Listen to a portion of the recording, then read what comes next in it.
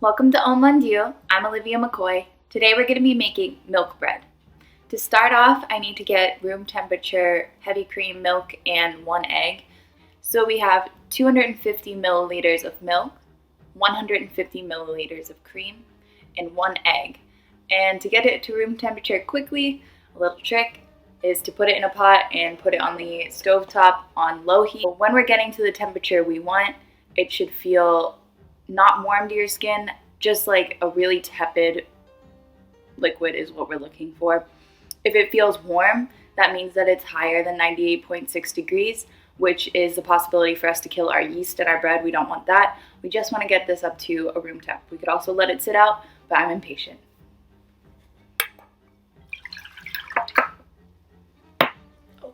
You can also use a thermometer to check the temperature. We really want to shoot for 78 degrees. Just put our liquid ingredients on the heat. I'm checking with my thermometer I have to see what temperature we're at. Already jumped up, so we are at 78 now. I can turn it off. If I check with my finger, it's not hot to me, it's not burning me, it's not even warm to me, but that's because it's lower than 98.6 degrees, so that's what we want. We don't want to kill our yeast, we just want to give it some warmth to make it more active.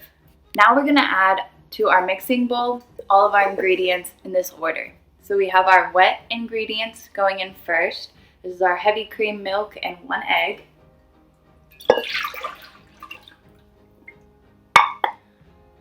Next we have our 75 grams of sugar, 70 grams of cake flour, 500 grams of bread flour. We have 11 grams of yeast, dry active, and 7 grams of salt. So we are using 2 different flours in this recipe. Cake flour, which is going to have a low protein percentage. That means that its structure is not as glutinous. It has kind of that light, airy feel to it. That's what's going to give the milk bread that kind of plushness. And then we're also using bread flour, which is going to be the structure. We're going to add no water to this recipe. Our liquid ingredients were milk, cream, and egg. This is an enriched dough. It's very, very similar to how you would make brioche. So I'm going to make an enriched dough. So the structure of the crumb is going to be very tight and held together. The crumb is not going to be open like you would see in a sourdough bread, which has no fat in it. It's just water and flour and yeast. This is going to have the fat in it, which is going to cause our crumb to tighten, and it takes more time for us to develop a gluten structure. So that's why we're going to be using the mixer to help us to knead all of this dough.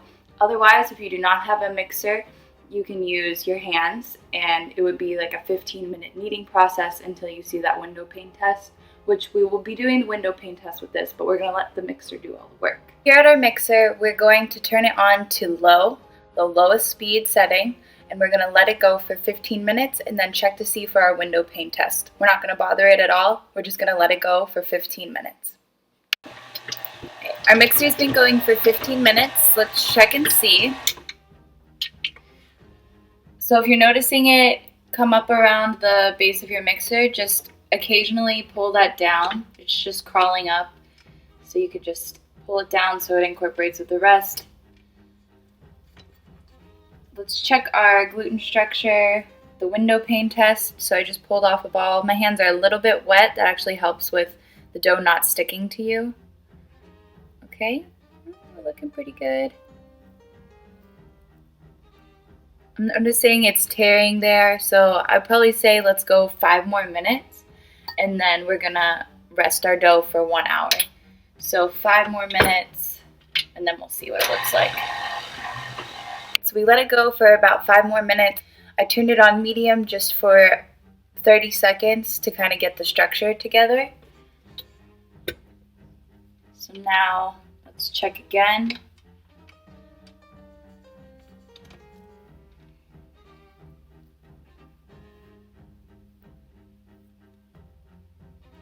All right, looks good. So it's a little sticky. I want a little bit of flour on my hands just to get the dough into a nice shape. So I'm looking for just a nice little round ball.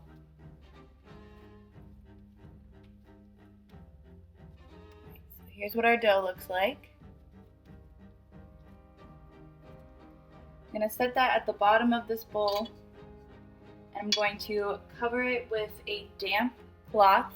I just ran this under water and squeezed it out so it's damp, it's not soaking wet, it's not dripping. It's just going to cover this to allow the moisture to stay in, make sure we don't form any skin on the top of our dough, which would stop it from expanding. So this is going to rest for about an hour and a half to 2 hours. We just want it to double in size. So we see what it is at this point. It's at this lower third of the bowl. We want it to come up almost all the way to the top of the bowl, and that would be it rising by double. So we'll check on it in about an hour and a half to 2 hours. Whenever I feel like it's to this point of the bowl, that's going to be whenever we shape the dough. So now it just goes to bed and we get to do whatever we want for 2 hours. So about this dough, if we wanted to use all-purpose flour because that's all we have available, that's fine. You just might not get that fluffy, tender texture that the milk bread is known for, but it still probably will turn out really well. Another thing is why we have to knead this for so long is because our liquid ingredients, the cream, milk, and egg, they inhibit gluten structure, so water creates it instantly. These ingredients take longer. They still have that liquid quality to them, so it will happen, but the fat stops the gluten structure from forming. So that's why it needs that longer kneading process, and that's why you should always be checking with the window pane test to see if you've built up gluten structure. If you don't have a structure, when you go to bake your bread, it's going to fall flat, or it's just going to, it's just not going to work. You need the structure for the yeast to be able to produce gas. And when they do that, that's how we get this rise. And that's how we get in our shaping and our second proofing that rise again. And then finally in the oven, it will have its last and final rise when the yeast dies. So that's going to give us our final, volume. Right? In an hour and a half, and we're going to check on our bread, on our dough baby. So we should see that it's risen to the top of the bowl. Definitely doubled in size. It's nice and soft, and it's ready for us to shape. We're going to go into the shaping process. I want to kind of take all that gas that was created by the yeast, punch it down into a smaller size so that it has another chance to create that gas again. And why we shape it is because we want to form this tightness around the dough so that it maintains whatever shape we put into it, but it also has this constricted space to do that. When we then put it in the oven, it uses that constricted space in its final growth. That's how our shaping works.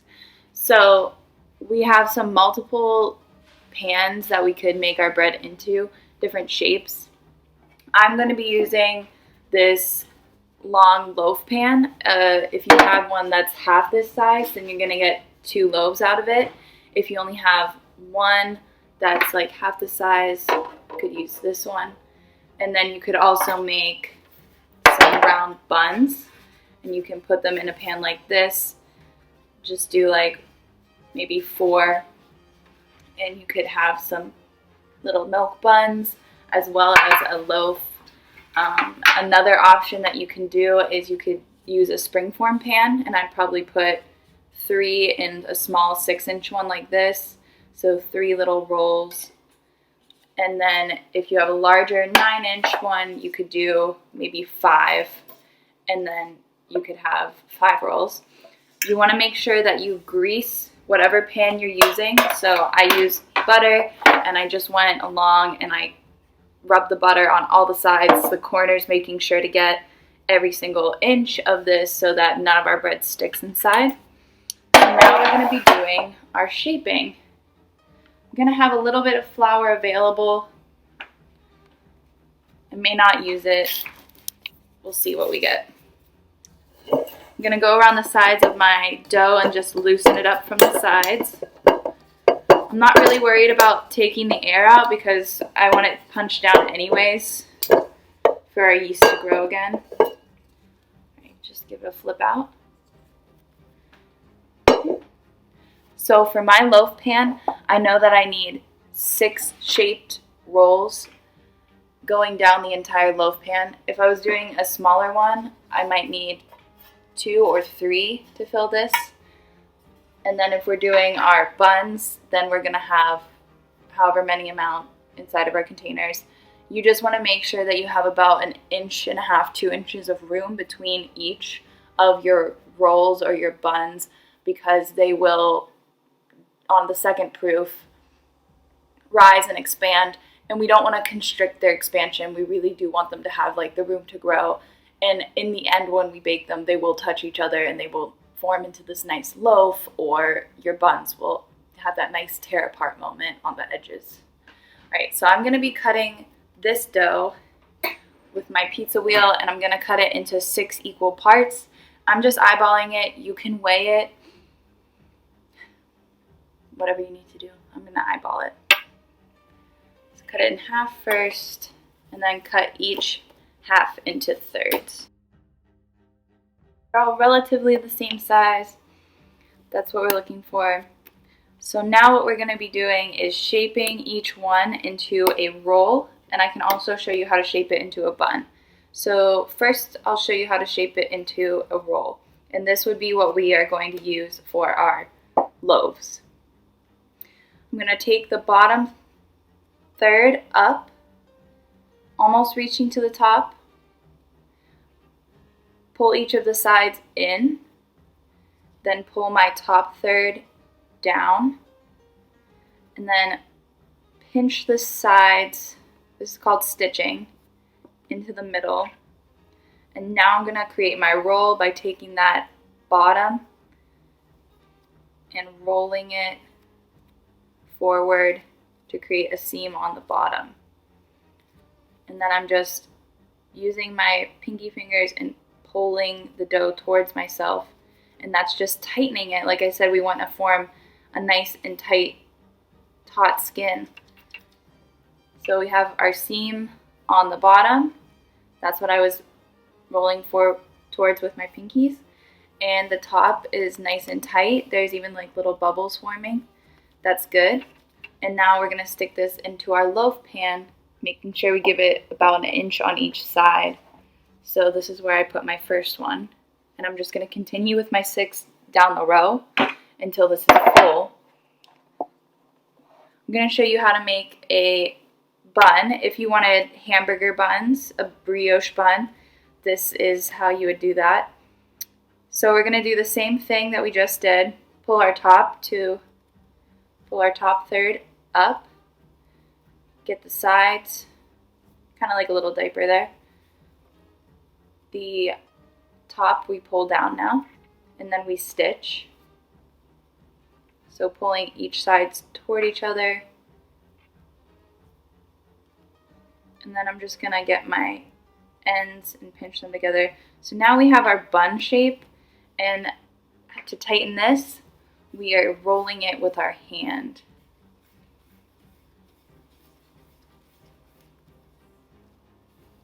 And then we have our tight, nice bun that's going to rise.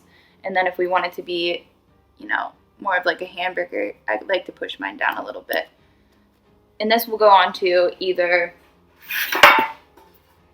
your pan like this, could go into your spring form, could also just go onto a baking sheet if that's all you have. So the bun I'm going to roll so that I can complete my loaf.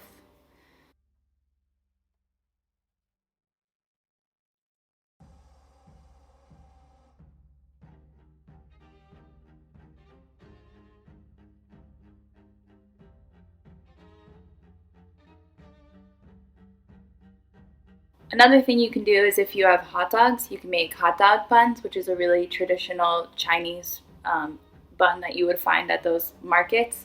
So what you do is you take this dough that you have and you get a hot dog and you roll the dough around the hot dog. So I'd probably cut this in half and then use just a half of it to roll around the hot dog in one even layer. I don't want to roll the dough over itself too many times or it will be raw in the center. So one even layer around the hot dog, and then let that proof just like you would with your buns or your loaf of bread.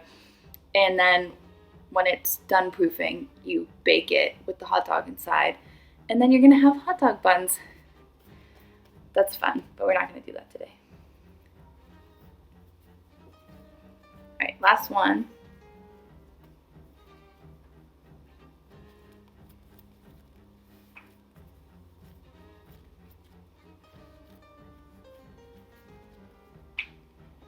All right, so we just filled our loaf pan up.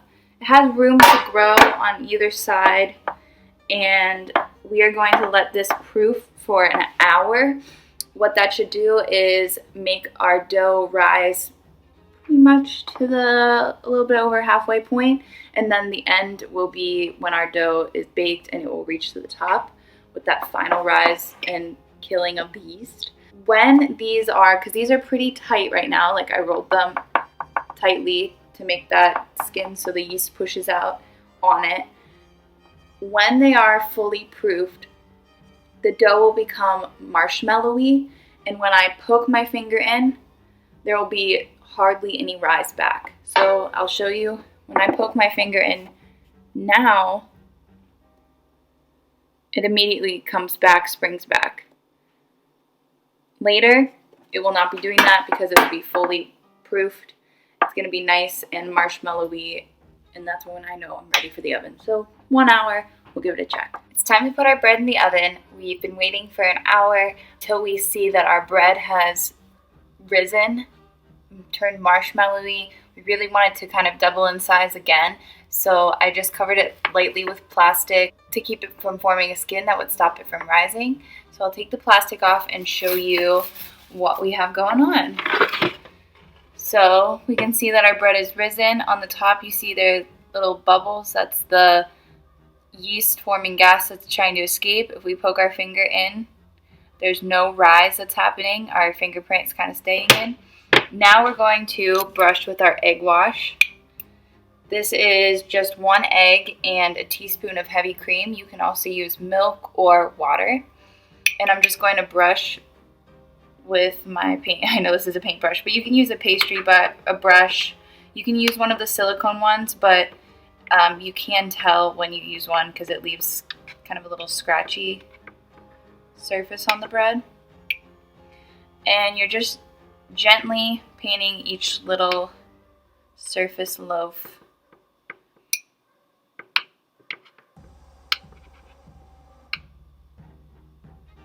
I'm not using an excessive amount. We're not trying to make an omelet with our bread. We're just trying to give it a nice little wash on the top so that it browns and gets really nice and shiny. I'm being really, really gentle as well. I'm not trying to push the bread down in any way to have this nice growth that we had be diminished. Very gentle, lovingly washing the bread.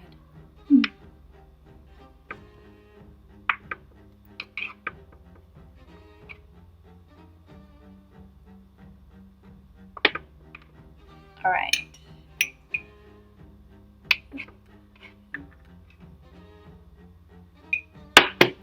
So here we have our bread ready to go into the oven. We just did our egg wash, so it's already a little bit shiny. Our oven is set to 350 degrees, and this is just going to go in for about 20-25 minutes until we have this beautifully even golden brown color on the top, and we should be able to just completely take this out of the pan whenever it's finished. So this is going to go into our oven now. Right, it smells great in here. It's been 25 minutes on 350. We're going to check our loaf out. She's looking good. So what I'm looking for is even browning all the way. These middle parts are where our bread are connecting when we made all those different rolls, so now they're coming together. That's okay if that's a little bit lighter, but the rest of the bread should be evenly golden brown. Otherwise, we'd keep it in for longer. What I'm gonna do now is just take it out of the mold. If I left it to cool in here, the steam would cause the bread to become really, really soft and unenjoyable. So we want that to stiffen up. So we're going to take it out.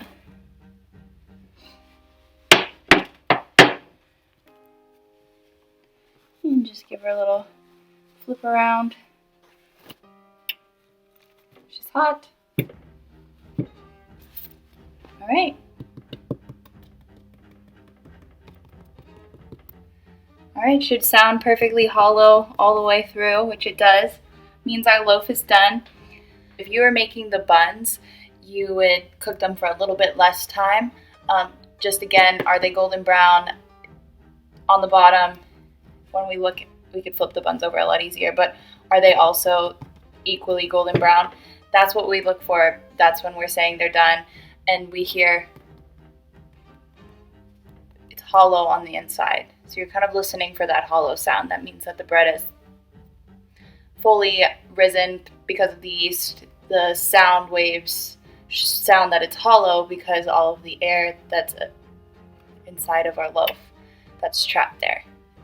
And that is our crumb texture. Just gonna turn the oven off there. So we'll cut into this bad boy in just a little bit. Waited for our bread to cool. So it's better if we wait for our bread to cool before I cut into it. It hurts the bread texture if we cut into it too early. So you can have it warm, but you don't want it hot right out of the oven. All right, so here's our loaf here. And this is just a section. You can kind of, with this type of bread, pull the sections apart. So where we made each roll, it's kind of its own separate entity, which is nice because you're able to wrap them when you want to save them. So you can wrap just sections instead of that whole long loaf. And then you can see here our texture. We have kind of this fluffiness, which is from the, all the fat we had in it. We can see that the crumb is really tight together also from the fat, but it's super light, like perfect sandwich bread because of that cake flour that we added along with the bread flour. So we built up the gluten, we added fats. It's just like a wonderful type of bread. So let's cut a little bit. I think I want it from this side.